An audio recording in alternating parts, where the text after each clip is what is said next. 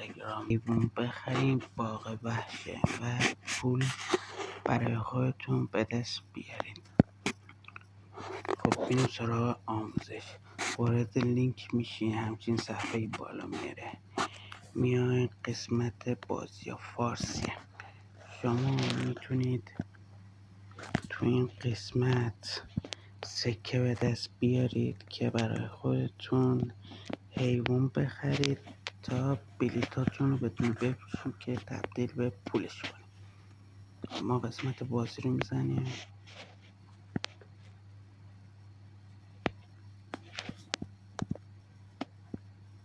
خب این قسمت زمانی که آورد بالا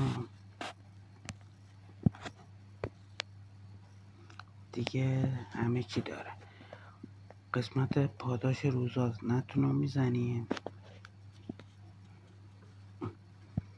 16 تا سکه داره، یه دونه بازدید کننده.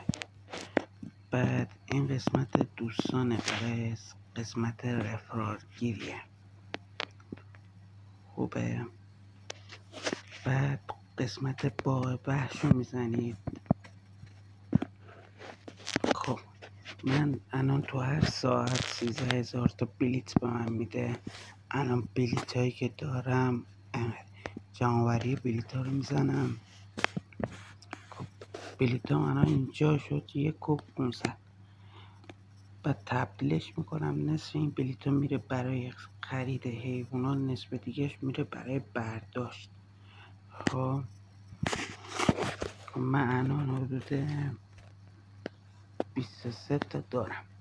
میام پایین این قسمت میتونم برای خودم حیوان بخرم که بلیتام زیاد بشه. بزنم موجودی دارم.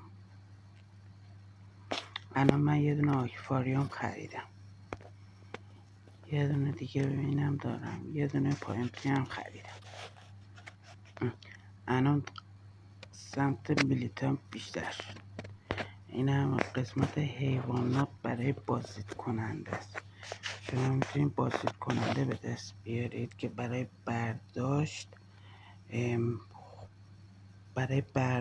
واجبه، چون باید بازدید کننده داشته باشید که بتونید برداشت بزنید. بله. بعد این قسمت هم قسمت برداشته بالا. این قسمت هم قسمت برداشته، این قسمت هم قسمت شارژ. همین دوستان، موفق و پیروز باشید.